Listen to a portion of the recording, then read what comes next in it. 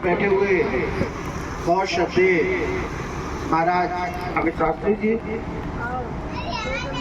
आयोजक मंडल, यहाँ के प्रधान पप्पू जी, खान सिंह फौजी जी, हमारे साथ आए हुए आपके यहीं के रहने वाले भटपुरा के पूर्व प्रधान प्रमोद यादव जी,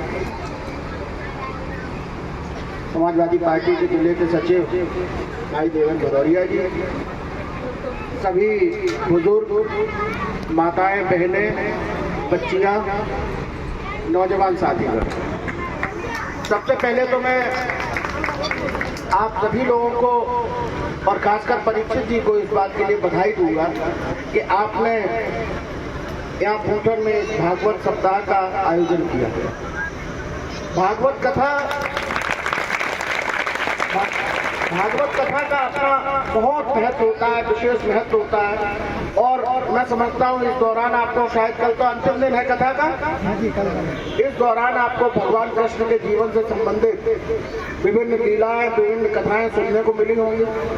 भागवत कथा का अपना महत्व इस तरह से भी होता है कि जिस स्थान पर भागवत कथा हो रही होगी उस स्थान के सारे दोष मिट जाते हैं, वहाँ का वातावरण बहुत अच्छा हो जाता है, सकारात्मक हो जाता है। और कहा यह भी जाता है कि भागवत कथा सुनने से न सिर्फ इस जीवन के बल्कि पिछले जन्मों के भी सारे पाप कट जाते हैं। बहुत सुंदर। और भागवत कथा एक सप्ताह क्यों कही जाती है, इसका भी एक इसके बारे में किंवदंती है कि एक बार महाराज परीक्षित शिकार खेलते हुए जंगल में चले गए शमीक ऋषि के आश्रम में। शमीक ऋषि बहुत बड़े ऋषि थे, उनके यहाँ उनके पुत्र थे ऋषि शृंगी। वो उस समय कहीं गए हुए थे, उनके पुत्र शमीक ऋषि साधना में तल्लीन थे। चूंकि राजा परीक्षित जब आए जंगल से शिकार खेलते हुए तो उन्हें बहुत ज्यादा प्यास लगी हुई थी। तो उस समय आश्रम में कोई था नहीं, केवल शमीक ऋषि थे, वो साधना में थे। तो राजा परीक्षित ने उनसे शमीक ऋषि से कहा कि मैं प्यासा हूं, क्या मुझे पानी मिल सकता है? लेकिन चूंकि शमीक ऋषि साधना में तल्लीन थे, उन्होंने सुना नहीं, कोई जवाब नहीं दिया। राजा ने फिर 2-3 बार कहा इस बात को, शमीक ऋषि ने फिर भी नहीं सुना। राजा को ये लगा कि ये ढोंग कर रहे हैं।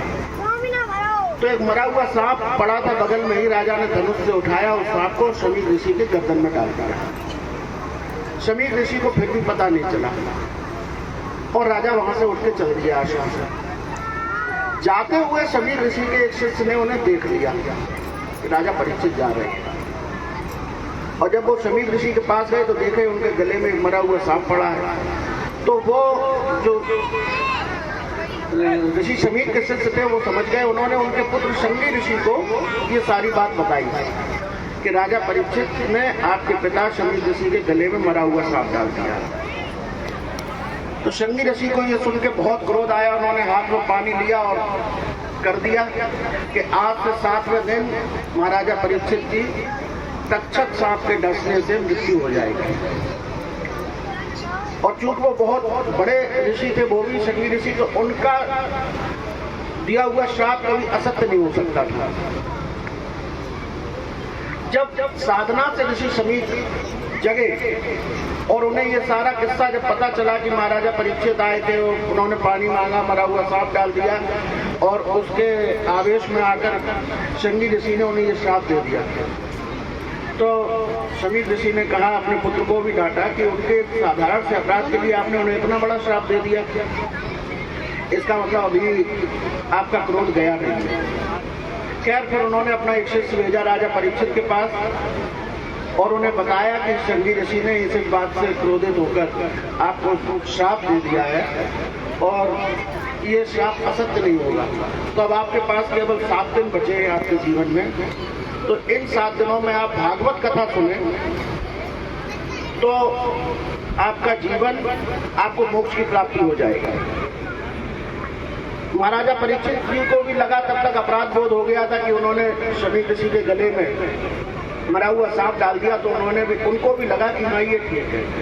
फिर वो गए सुखदेव जी के पास और सुखदेव जी ने उन्हें 7 दिन तक भागवत कथा श्रवण कराई। भागवत कथा कही, महाराजा परीक्षित ने भागवत कथा सुनी और तब से ही ये कहा जाता है कि भागवत कथा 7 दिनों तक चलती है। संभवतः ये पहली बार 7 दिन भागवत कथा तभी कही गई थी और तब से लेकर ये आज तक भागवत कथा इसी तरह से कही जाती रही है। और इस कथा का अपना बहुत ही महत्व है। मुझे तो अगर भागवत कथा के बारे में बोलने मिले तो पूरा दिन बोलता रहूंगा, इतनी जानकारी है। लेकिन जो कथा करते ही होनी है तो मैं सभी आप सभी लोगों को एक बार फिर से धन्यवाद देते हुए और व्यासपीठ पर बैठे हुए